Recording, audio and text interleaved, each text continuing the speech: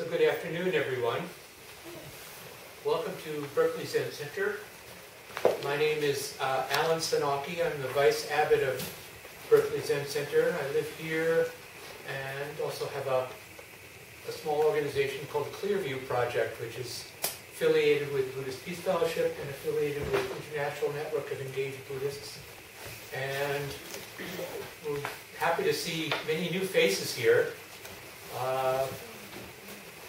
You're welcome to come back and meditate with us whenever you want.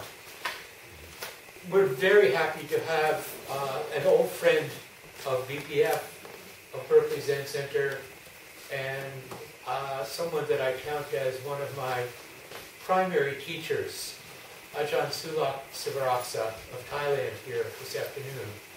And this is a great turnout.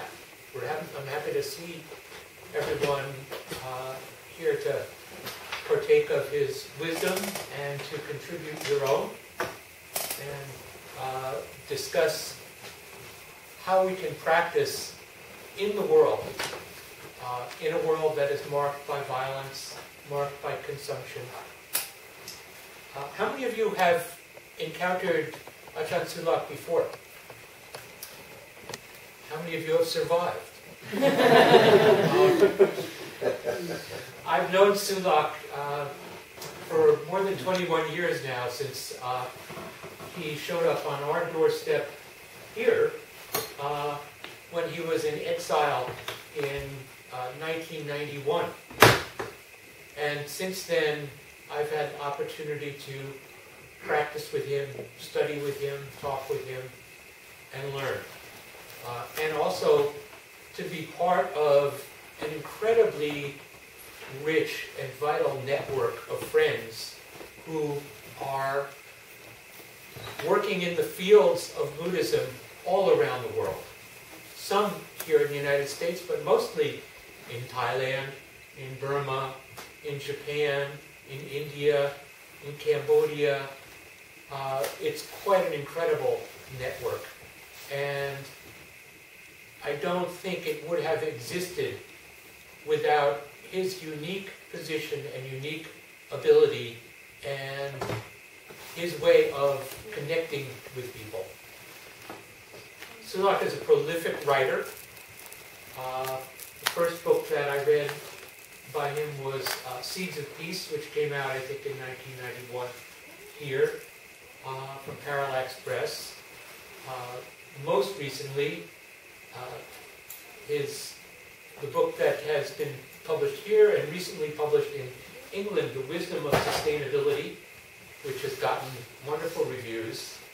But in between them, it's almost, there have been uncountable publications in many languages, all of which are illuminating a different facet of Buddhism in the world, based on his experience and his vision. So I just want to welcome Ajahn Sulak and welcome all of you.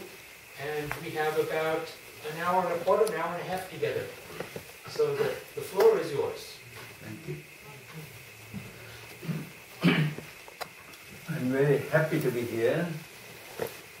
And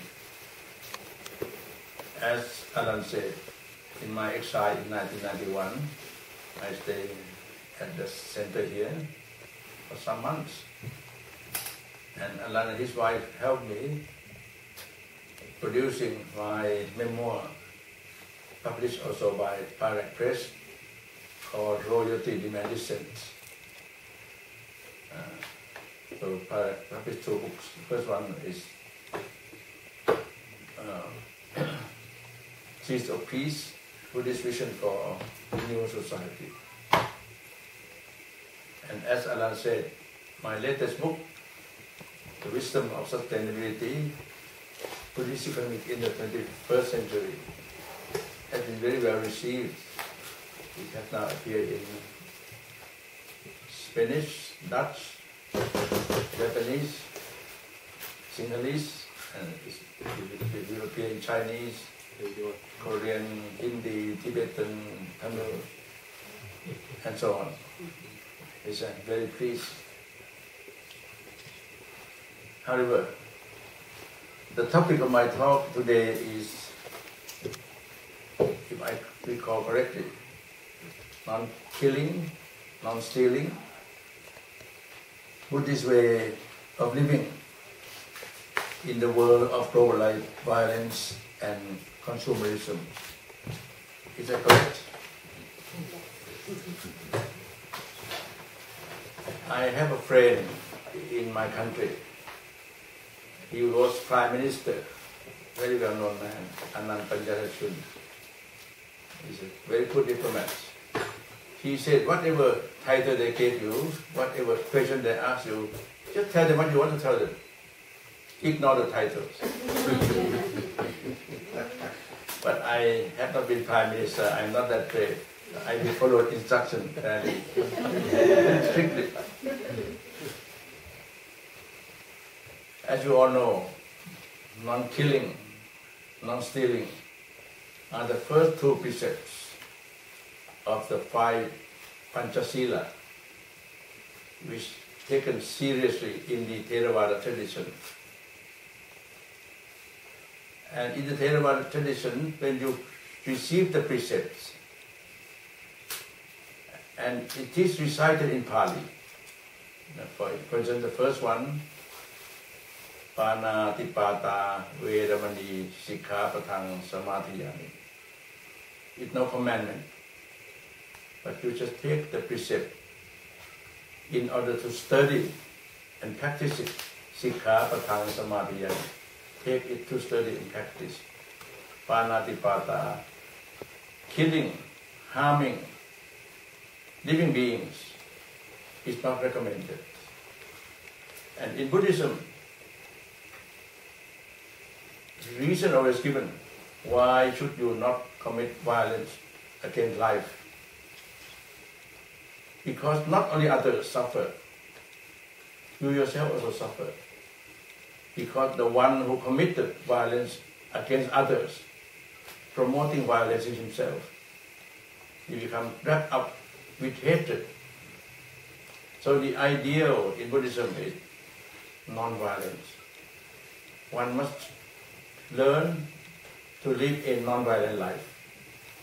That's why you should be careful, not committing violence. The first one is against life, the second one is against property.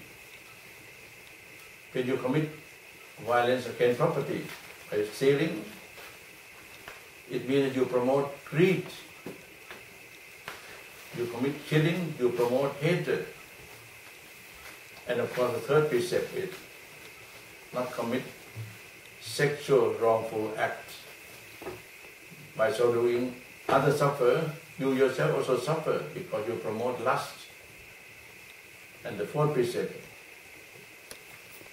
you commit not to lie.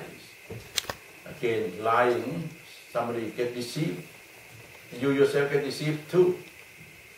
Because and lying is very important. In fact, much more important than the third 3 precepts. Because the 3 precepts you committed by action. The 4th precept you commit by words. And words are in fact more powerful than actions. If you kill someone, or even 10, 15, 100, that's all you can do. But with words, you can make other people kill by hundreds. That's why the power of propaganda, the power of advertisements. And advertisement now, of course, promoting all kinds of violence.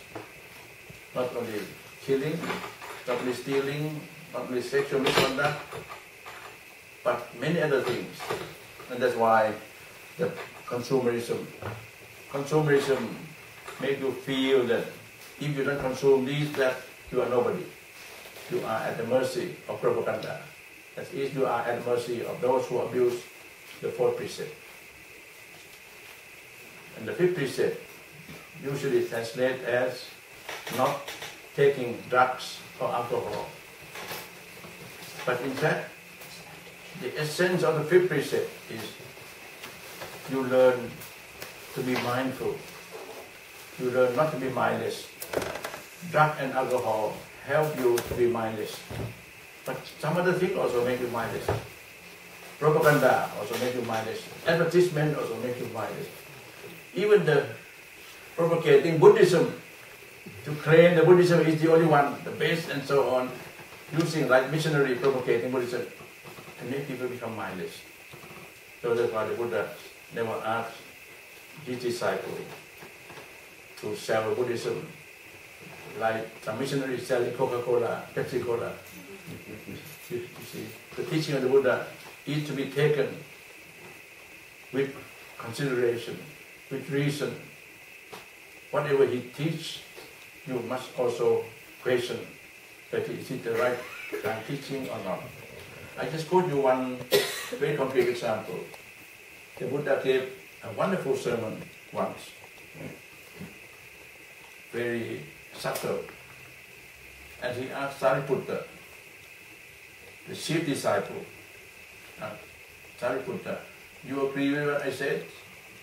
Sariputta said, no, Sai, I don't agree. I listen carefully, and I will examine it carefully, and put into practice. And if that practice bears fruits, I will believe what you say.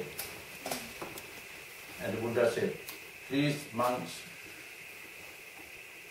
bear in mind what Sariputta said. My teaching are not to be believed, they are to be tested, they are to be reasoned, they are to be put into practice. If you practice well, then you believe in the teaching. And the practice is in that sense, how to transform greed into generosity, how to transform violence, hatred into loving kindness.